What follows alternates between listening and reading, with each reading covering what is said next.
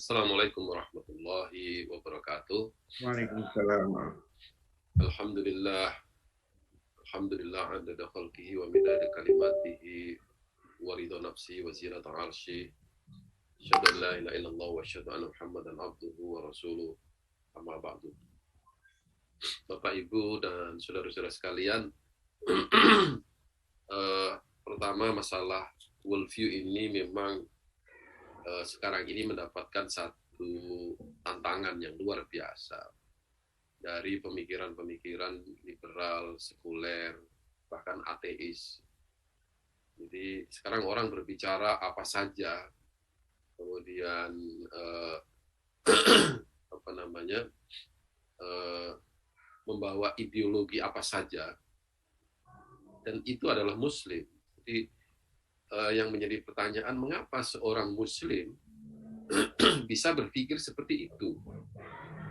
Jadi tidak perlu gelisah kita sebenarnya. Kuncinya adalah ada kesalahan worldview di dalam pikiran orang-orang itu.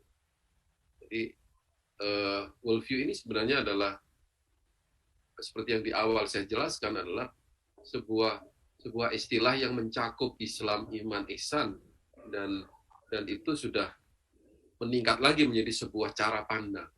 Jadi kalau iman, Islam, ihsan itu adalah pikiran, keyakinan, dan perbuatan.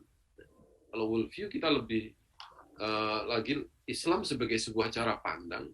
Ketika orang itu salah memahami sesuatu, politik, ekonomi, budaya, kemudian sekarang masuk lagi cara-cara berpikir secara feminis, secara pluralis, itu sesungguhnya adalah sebuah kesalahan di dalam memahami worldview Islam.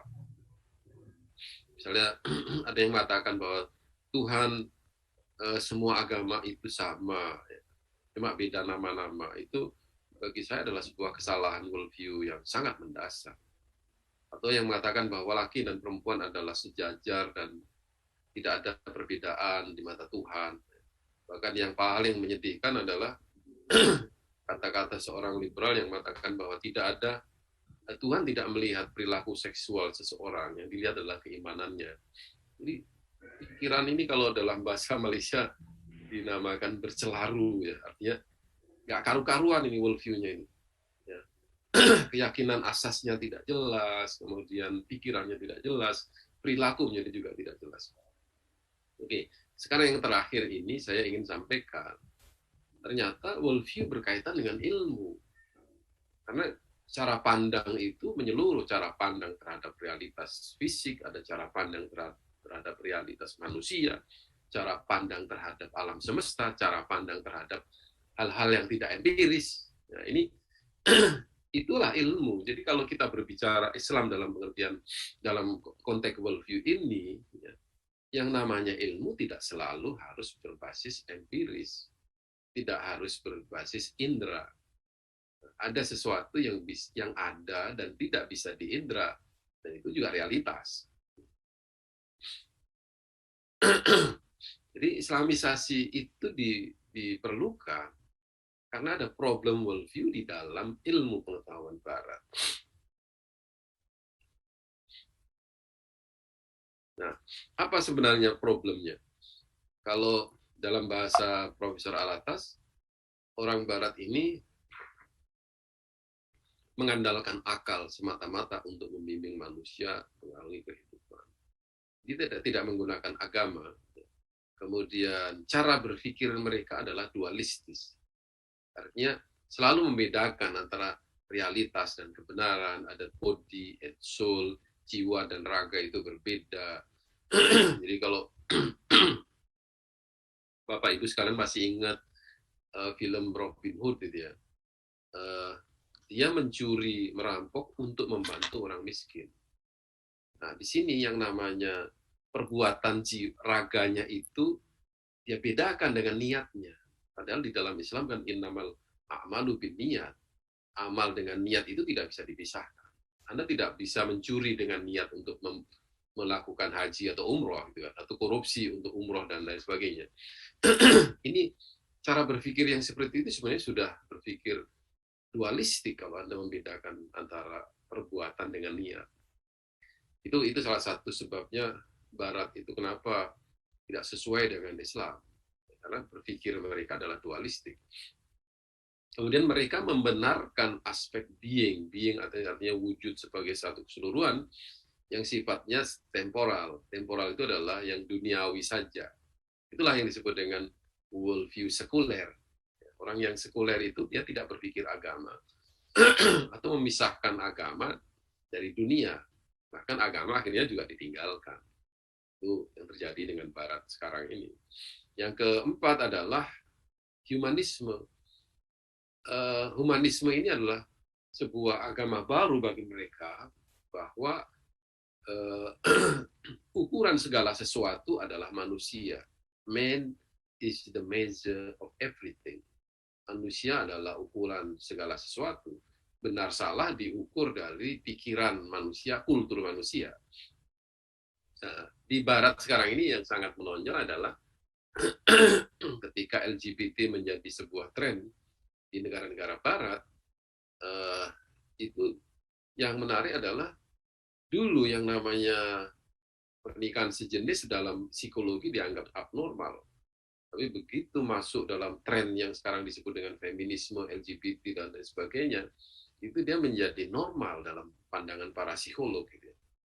Nah, pertanyaannya adalah, apa yang menjadi dasar para psikolog atau pakar psikologi itu mengatakan bahwa pernikahan sejenis adalah normal?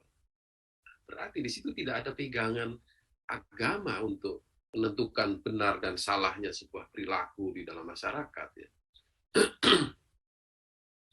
Yang kelima adalah peniruan drama tragedi. Tragedi ini sebenarnya adalah satu, ya hidup ini dianggap sebuah perjalanan yang tidak ada akhirnya dan tidak jelas. Hidup ini adalah tragedi, hidup ini adalah drama. Ya. Nah, mereka menyukai itu. Ya. Hal-hal yang sifatnya menyedihkan, itulah bagi mereka kehidupan. Ini ciri dari worldview dan peradaban Barat modern menurut Al-Atas. Dari sisi sainsnya, ini Syaikhul Nasr ini adalah tokoh yang sangat populer dalam membela sains Islam. Bahkan beliau ada buku yang berjudul Sacred Science, ilmu sains yang sakral. Ada 5 di situ menurut beliau, bahwa di Barat itu, ya, alam semesta ini sudah tidak ada lagi aspek Tuhannya. Ya. Telah menghilangkan jejak Tuhan di dalam keperaturan alam. Artinya tidak ada lagi kata-kata Tuhan di dalam pengertian, pembacaan, penglihatan terhadap alam semesta ini. Jadi alam bukan ayat-ayat Allah.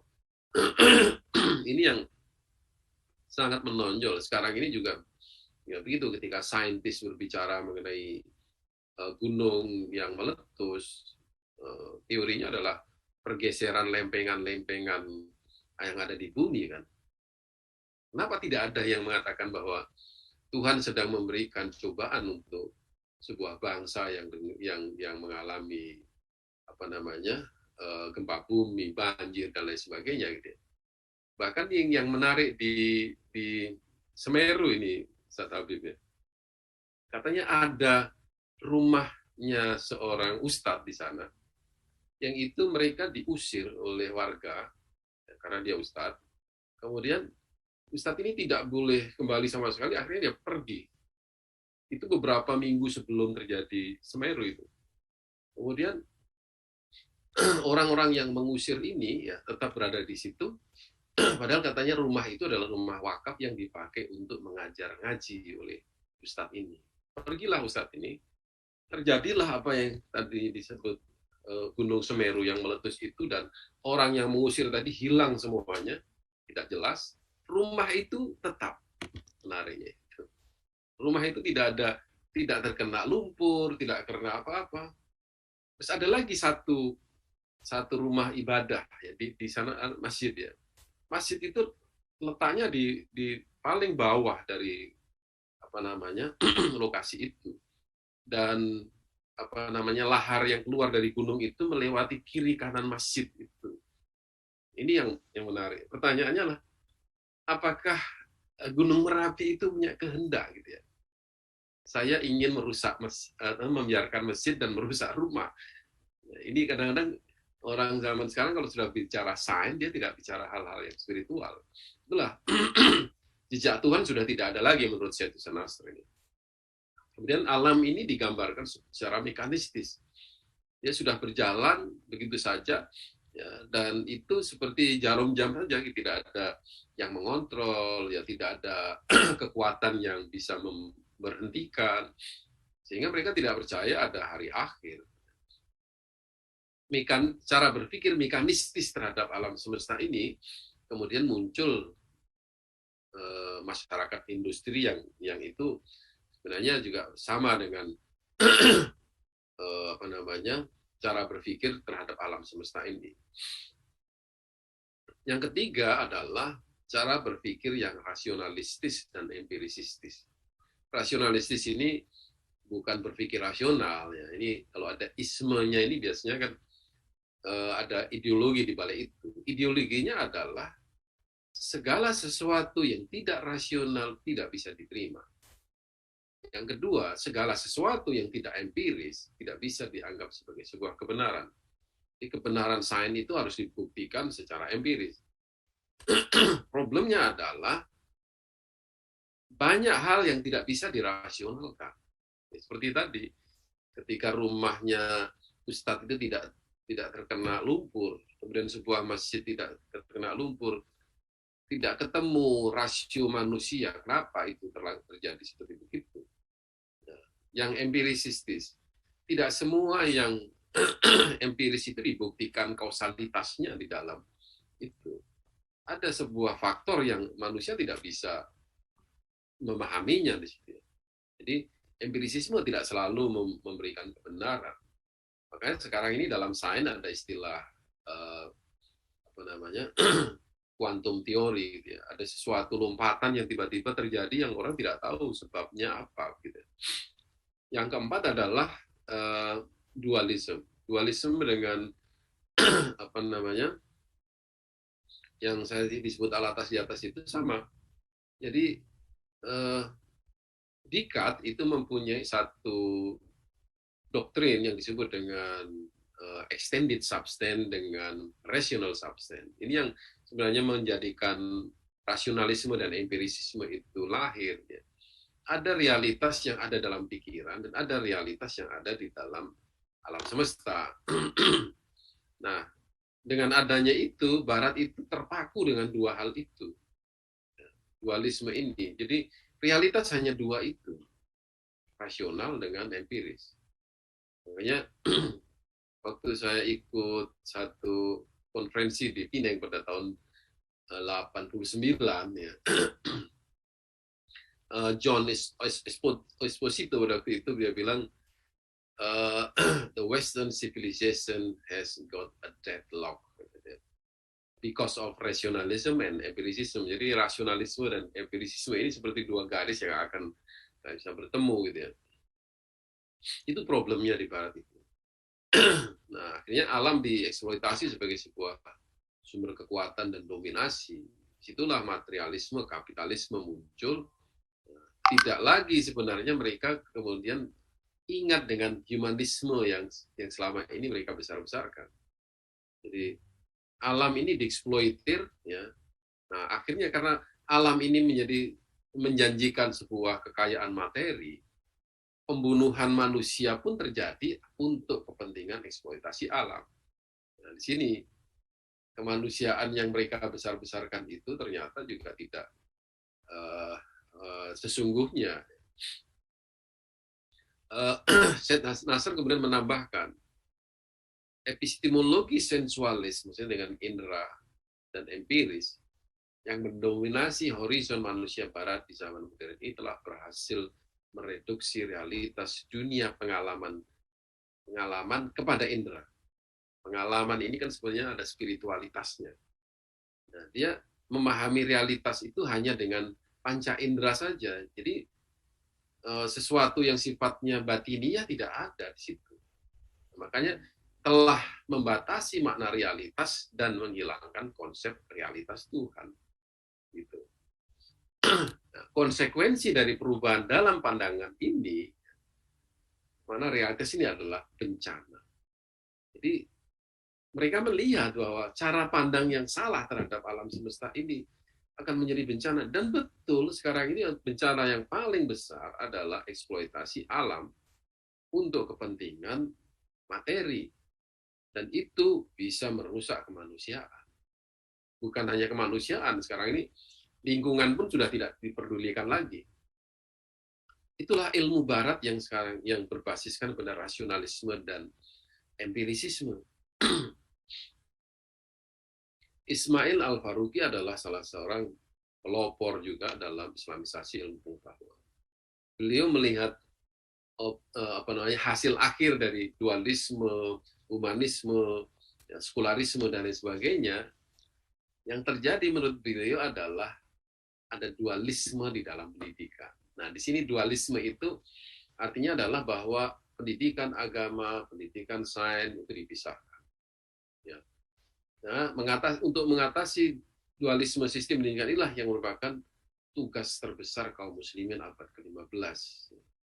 Jadi satu sisi sudah ada pemisahan antara agama dengan sains, kemudian pendidikan Islam dimaknai lebih sempit lagi, ya, dari berbagai dimensinya itu. Jadi cuman katakanlah kita lebih kepada mengajarkan ilmu yang kognitif daripada mengajarkan akhlak atau amal. Kalau dalam kritikan Profesor Alatas, pendidikan itu adalah takdim, mengajarkan adab, dan adab ketika dipakai oleh seseorang dan seseorang itu menjadi sebuah komunitas, dia menjadi peradaban. Jadi pendidikan Islam ini telah disekulerkan. Gimana cara mengatasi itu? Di sini Islamisasi diperlukan. Ya. Satu lagi pernyataan Profesor Alatas. Ilmu pengetahuan Barat itu dimulai dari skeptisisme atau keraguan. Karena keraguan itu adalah metodologi ilmiah. Dia alat epistemologi yang sah dalam keilmuan. Tidak ada prinsip permanen yang jadi rujukan. Ilmu pengetahuan dan nilai-nilai etika dan moral yang diatur oleh rasionalitas berubah terus-menerus. Nah, di sini sebabnya. Dia mulai dari keraguan, kemudian dibuktikan keraguan itu. Saya ingin mengatakan bahwa ilmu Islam itu tidak bermula dari keraguan, tapi dari keyakinan. Kita meyakini ayat-ayat kauniyah, ayat-ayat Al-Quran misalnya, bahwa itu adalah ciptaan Tuhan, kita buktikan dari situ. Dia bisa juga menjadi ilmu tanpa harus meragukan. Jadi orang Barat yang memang sudah tidak suka dengan agama itu, ternyata pada akhirnya ya, dia menyingkirkan agama itu dan kemudian meragukan segala sesuatu, termasuk agama diragukan. Nah, ini. Jadi problem worldview Barat itu sampai kepada cara berpikir. Maka ketika agama sudah tidak lagi dipakai untuk mengembangkan ilmu pengetahuan, tidak ada lagi prinsip-prinsip permanen di dalam Islam. Tidak ada lagi apa yang mereka sebut dengan basic assumption yang berbasis pada agama, maka ilmu pengetahuan dan nilai-nilai etika, moral, ya, itu yang diatur oleh rasio manusia tanpa agama, itulah kemudian terus-menerus berubah. Seperti saya sebutkan di awal tadi, pernikahan sejenis berubah dari abnormal menjadi normal. Etika itu selalu berubah-ubah. Dalam Islam yang namanya halal wal haram adalah satu, tidak ada perubahan apa-apa. Karena ilmu pengetahuan Barat kontemporer itu tidak netral, artinya berbasiskan worldview, maka ilmu pengetahuan Barat modern harus diislamkan. Diislamkan ini dalam jangan berpikir seperti manusia, kan ada yang berargumentasi begini, Islam itu kan agamanya orang. Jadi jangan berpikir ada negara Islam, karena negara tidak beragama. Ini bagi saya cara berpikir yang yang terlalu kaku gitu ya. Kita sering menyebut juga yang namanya sains Islam ataupun rumah sakit Islam. Islam itu bukan sebuah agama, Islam itu adalah sebuah konsep. Jadi harus diislamkan dengan formula yang mengislam. Ya. Jika tidak, maka ini alatas sama dengan kesimpulannya Syekh Hussein Nasr. Jika tidak, maka akan terus berbahaya terhadap kesejahteraan masyarakat Islam.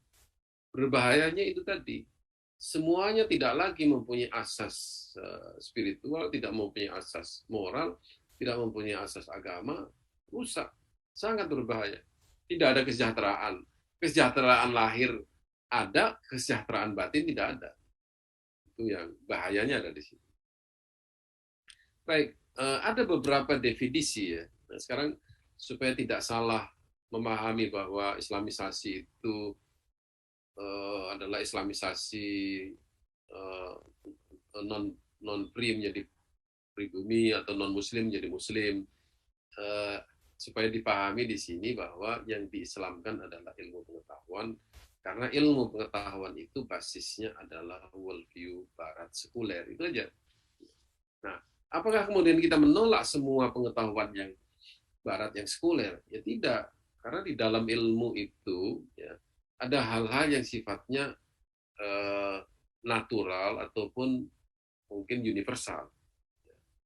Cara kita memahami, mempersepsi sebuah realitas bisa jadi sama dengan antara Barat dengan Islam. Tapi kemudian cara kita menyimpulkan itu berbeda. Baik. Pertama, ini secara cepat aja bahwa Islamization adalah altering materialistic atheistic philosophy in the contemporary knowledge with the worldview Islam. Jadi mengganti filsafat materialistik dan ateistik dalam ilmu pengetahuan dengan worldview Islam. Berarti filsafat yang digunakan untuk membangun sains Barat itu adalah filsafat yang materialistik atau ateistik. Itu yang diganti. Nah, di dalam ilmu kontemporer itu apakah ada teori-teori yang bisa diterima? Bisa jadi. Tapi worldview-nya yang harus kita ganti, ya, yang ada di dalam ilmu itu. Yang kedua adalah alternative paradigm. Paradigm ini ya epistemologi sebenarnya. Ya, ini Profesor Kamal ini selalu menggunakan istilah paradigm. Paradigm di dalam mengajarkan, mengembangkan, mengorganisasi ilmu, menyebarkan ilmu, memanfaatkan, mengevaluasi, ya, sesuai dengan worldview Islam. Nah, ini sesuai dengan worldview Islam. Worldview Islam seperti apa ya? Sudah saya terangkan beberapa minggu yang lalu. Kemudian Ismail Faruqi menggunakan istilah recast. Recast itu membentuk ulang. Ya. The whole legacy of human knowledge from standpoint of Islam. Menyusun ulang ilmu pengetahuan manusia yang sekuler tadi itu dengan worldview Islam. Jadi ilmu-ilmu itu enrich the vision of Islam or the cause of Islam, diperkaya dengan apa namanya, visi-visi keislaman. Oke, ada satu lagi definisi, that at the primary level Islam is saying the existing branch of knowledge. Di sini yang diislamkan adalah cabang ilmunya. Jadi kalau sekarang ini sudah terjadi Islamisasi ekonomi menjadi ekonomi syariah. Ya, ke depan bisa jadi Islamisasi psikologi, sehingga muncul istilah psikologi Islam. Ya, mungkin juga sosiologi, mungkin juga politik dan lain sebagainya. Sama juga ini Islamization of various discipline. Jadi mengislamkan disiplin ilmu ya, dengan cara discovering, compiling, piecing together, communicating, publishing, intellectual activity. Ya. Jadi semua yang kita kerjakan itu ya, dalam kaitannya dengan pengembangan sebuah disiplin ilmu harus berbasiskan konsep ilmu, konsep manusia, konsep alam semesta, ya, dan lain sebagainya. Maka kalau diklasifikasikan, ya, Yang diislamkan apanya? Worldview-nya. Ini beda apa namanya ulama, beda objeknya yang diislamkan apanya. Yang diislamkan adalah worldview. Worldview adalah basis dari sebuah ilmu pengetahuan. Ya, kalau dalam teorinya Thomas Kuhn itu adalah paradigma. Paradigma adalah worldview, begitu ya. Ya itu yang kemarin saya sampaikan juga. Paradigma adalah worldview. Nah, problemnya di Barat itu adalah ketika paradigma mereka dalam memperoleh ilmu pengetahuan berbasiskan kepada cara pandang Barat sekuler. Dari sini, pertama, para ilmuwan menjadikan worldview sebagai objek Islamisasi. Nah, yang lebih banyak lagi adalah Profesor Alatas, Al-Faruqi, Kamal Hasan, Siddiqi, Sardar, itu dia yang diislamkan bukan worldview bagi dia. Yang diislamkan adalah pikiran manusia, cara berpikir manusia, paradigm, ya, system of knowledge-nya, epistemologinya. Jadi itu yang harus diislamkan. Ya sebenarnya sama aja, mengutamakan worldview, pada akhirnya nanti juga akan masuk ke dalam ranah epistemologi atau ranah paradigma. Dan yang berbicara mengenai paradigma, bahwa paradigma adalah objek ilmu Islamisasi, mereka juga mengatakan bahwa basisnya paradigma adalah worldview. Oke. Nah, apa yang kemudian dilakukan oleh Alatas? Gimana caranya mengislamkan sebuah ilmu? Sebelum kita melakukan Islamisasi, kita harus melakukan kritik. Nah, kalau Bapak Ibu saudara sekalian ingat dengan teorinya Thomas Kuhn, ya, bahwa Thomas Kuhn itu untuk mengembangkan sebuah teori,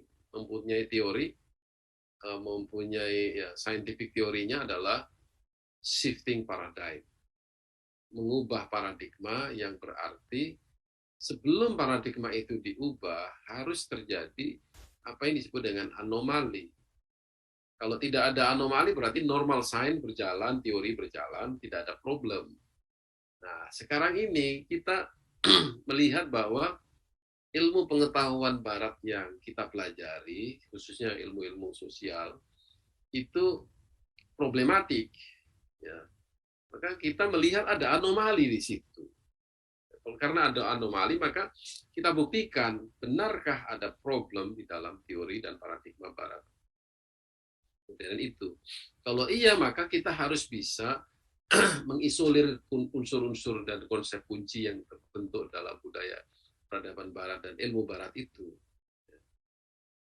Jadi ada 5 unsur itu. Tadi definisinya Alatas adalah Islamisasi adalah liberalisasi pemikiran-pemikiran Barat sekuler, animisme, dinamisme, dan lain sebagainya. Maka itu yang harus dihilangkan dari ilmu pengetahuan modern. Dan setelah itu kita hilangkan, ya. Nah, sebentar. Pada waktu kita menghilangkan itu, kita cek di mana letaknya worldview Barat itu, di dalam metode, di dalam konsep, di dalam teori, atau simbol-simbol ilmunya, atau aspek pemahaman terhadap empiris dan rasional, kemudian bagaimana etika, nilai, dan lain sebagainya, kita cek semuanya. Kemudian bagaimana pandangan teori itu dalam sains tentang alam semesta. Kalau dia mengatakan bahwa alam semesta tidak diciptakan, itu sudah satu masalah. Di situ bagi kita ada anomali. Kemudian bagaimana dia memahami dunia yang sekarang ini terus berjalan. Apakah dia akan mengatakan bahwa dunia ini adalah sebuah entitas yang tidak ada akhirnya. Di situ kita berbeda. Termasuk juga dalam pandangan Alatas, klasifikasi ilmu pengetahuan, ya, dan batasannya antara ilmu satu dengan yang lain itu ternyata juga bermasalah. Islam mempunyai hubungan sendiri. Seperti ilmu psikologi di dalam psikologi konvensional ya. Ilmu psikologi itu sebenarnya kan ilmu mengenai gejala jiwa. Tapi dalam Islam, ya, psikologi itu sebenarnya adalah ilmu tentang jiwa, bukan gejalanya, tentang jiwa. Nah, entitas jiwa itu ada ajarannya di dalam Islam. Ya. Ada nafas, ada qalb, ada ruh, ada fuad, ada akal. Ya, ini sebuah potensi yang di dalam Al-Quran disebutkan secara jelas, dan itu adalah yang benar. Kita yakini bahwa itu benar. Maka dari itu, ketika ada seseorang itu secara psikologis mengalami sebuah gangguan, kita bisa melihat hubungan-hubungan antara nafas, qalb, jiwa dengan termasuk dengan badannya. Karena dalam Islam yang namanya orang sakit fisik itu sebenarnya bermula dari sakit jiwa, dan itu teori Ibnu Sina, Al-Balkhi, dan para psikolog yang lain yang dalam tradisi Islam itu sudah mengatakan seperti begitu. Nah, di sini klasifikasi ilmu Barat itu sebenarnya ada yang kita bisa terima, ada juga yang kita tolak. Nah, ketika kita menolak itu, ya tentu kita sudah ada dalam diri kita. Yang melakukan Islamisasi adalah orang yang memahami Islam tentunya kan. Nah, kita masukkan di situ konsep dasar Islam, ya, bahwa seseorang itu, ya, seorang yang sakit jiwa lah katakan. Kita pertanyakan bagaimana dia keberagamaan dia. Apakah dia orang yang betul-betul taat kepada Allah atau tidak? Dalam psikologi itu ada satu aspek, apakah dia mempunyai keterangan jiwa dengan menyembah Tuhan atau tidak. Kalau seorang ateis kemudian dia galau, kemudian ya, hidupnya tidak tenang dan lain sebagainya, problemnya ada di sini, konsep keberagamaannya yang masalah. Yang kedua, kita masukkan juga konsep manusia. Konsep manusia di dalam sains-sains Barat itu memang ada masalah besar, termasuk ilmu sosiologi itu konsep manusianya berbeda dengan konsep Islam, dan konsep manusia itu ada di dalamnya adalah konsep keadilan, ya, konsep mengenai ketenangan, kesejahteraan. Nah, kalau kita sudah bicara kesejahteraan bagi umat Islam, pasti kan ada kesejahteraan lahir dan batin. Tapi di Barat tidak ada yang berpikir seperti itu. Kemudian ada beda antara ilmu dan ma'rifah, konsep adalah, konsep amal, dan sebagainya. Itu juga menjadi bagian daripada proses Islamisasi. Al-Faruqi dia agak berbeda dengan Al-Atas. Jadi Al-Faruqi fokusnya adalah paradigma. Paradigma itu ya adalah berpikir mengenai ontologi, epistemologi, metodologi, dan lain sebagainya. Nah, apa yang harus dilakukan dengan membangun epistemologi Islam itu adalah memasukkan teologi ke dalam framework konseptual. Jadi konsep-konsep itu harus ada aspek teologinya. Disitulah keimanan pada Tuhan harus masuk dalam ilmu. Yang itu orang Barat tidak mau dan tidak mampu melakukannya. Kemudian mengelaborasi paradigma keilmuan yang telah digunakan sebagai sejarah pemikiran Islam. Jadi banyak pemikir Islam yang mempunyai teori mengenai ilmu, sangat banyak sekali. Cuma kita ini kadang-kadang menyampingkan itu dan lebih suka dengan ilmu epistemologi dari Barat. Mengembangkan metodologi Al-Quran. Jadi gini, ini ada asumsi atau persepsi yang menurut saya agak salah ya, mengenai Islamisasi. Orang mengatakan bahwa Islamisasi itu adalah ayatisasi. Jadi taruh aja ayat Quran di situ, ya udah Islam dia. Tidak begitu. Al-Quran tidak bisa dijadikan teori, karena apabila teori itu diterapkan, kemudian ayat itu diterapkan ke dalam sebuah teori, dan teori itu divalidasi oleh saintis yang lain, ayatnya menjadi ikut tervalidasi. Jadi tidak begitu. Cara kita menderivasi konsep dari Al-Quran itu adalah dengan menyusun tema-tema dalam Al-Quran sesuai dengan ilmu sosial atau ilmu fisika dan lain sebagainya. Kemudian ada lagi metodologi memahami hadis atau memahami sunnah dan mengkaitkan dengan masalah kekinian. Banyak sekali hadis-hadis yang berkaitan dengan ilmu, berkaitan dengan manusia, kemudian kecerdasan, yang namanya brilian dalam pengertian IQ tinggi itu dalam Islam ya dihapus oleh sebuah hadis yang berbunyi al-kaisu mandana nafsahu amila ma ba'dal maut. Orang cerdas itu adalah yang menjadikan dirinya komitmen terhadap agama, mengkaitkan dirinya dengan agama dan nafsahu. Kalau dalam pengertian alatas itu yang menghutangkan dirinya terhadap agama, pada agama, atau ya komit dengan agama, mandana nafsahu. Kemudian setelah itu wa amila ma ba'dal maut, dia bekerja di dunia untuk akhirat. Itu cerdas. Kayaknya kalau kita pikir-pikir orang barat yang begitu berprestasi dalam sains dan teknologi dan meninggalkan agama, bagi kita biasa aja, karena dia memang yang dipikirkan hanya satu faktor. Kita memikirkan dua hal, spiritualitas, rasionalitas, moralitas, jadi satu. Nah, kemudian menguji kembali khazanah intelektual Islam, ya. Nah, di sini perlu ada proses seleksi terhadap khazanah intelektual Islam, mana yang diterima dan mana yang ditolak, ya. Sebab tidak semua peninggalan sejarah pengkiran Islam itu sesuai dengan ajaran Islam. Banyak orang yang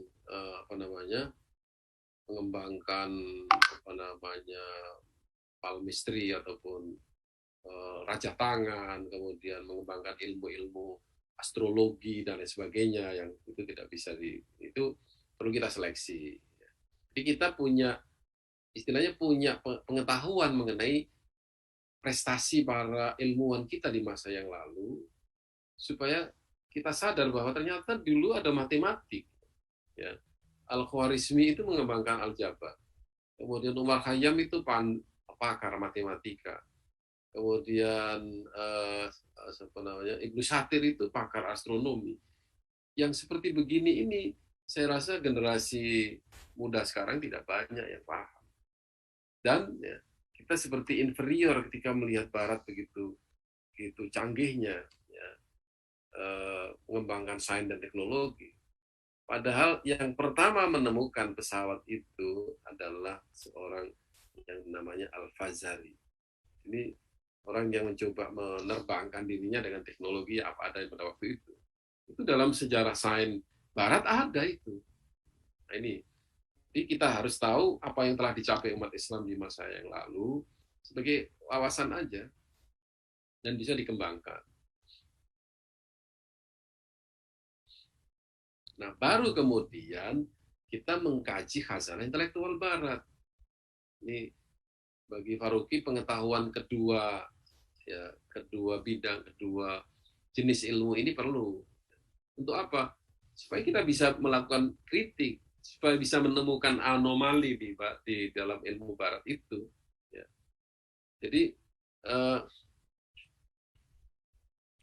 ilmu pengetahuan Barat itu harus dikritik untuk menemukan anomali itu. Tanpa kritik terhadap epistemologi Barat, Muslim tidak dapat melakukan Islamisasi ilmu pengetahuan.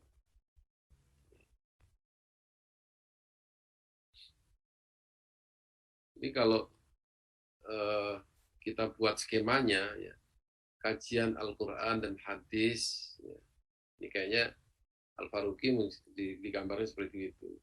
Mengkaji khazanah intelektual Islam, ya, kajian dan praktek para sahabat, kemudian kajian terhadap pemikiran umat ulama klasik, kemudian kajian kritis dan kreatif. Ya, misalnya kalau kita melihat fikih, ya, fikih itu sudah berkembang di zaman Imam Syafi'i dengan luar biasanya dan usul fikihnya. Tapi kan sekarang ini ada satu apa namanya, kreativitas, ada fikih lingkungan. Ya, akhirnya sekarang yang disebut dengan konstitusi syariah itu tidak hanya 5, tapi ada 6. Namanya fikul bi'ah. Belum lagi sekarang kalau kita bicara usul fikih yang khusus ekonomi, itu perlu diciptakan juga. Jadi khazanah pemikiran Islam itu ciptaan manusia. Jadi Al-Quran yang dipahami menjadi sebuah teori. Nah, ketika dia menjadi teori itu, kita bisa melakukan perubahan. Ya. Tapi kan asas dari teori itu tetap Al-Quran.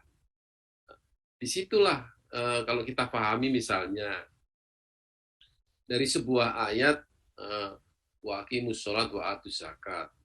Para ulama kemudian berbeda 4 madhab di dalam masalah-masalah sholat dan masalah zakat, ya kan? Tetapi melaksanakan zakat tetap sesuatu yang permanen di dalam worldview Islam yang tidak boleh dirubah. Cuma bagaimana melaksanakan itu, para ulama berbeda pendapat, dan perbedaan itu dibolehkan di dalam hadis. Nah,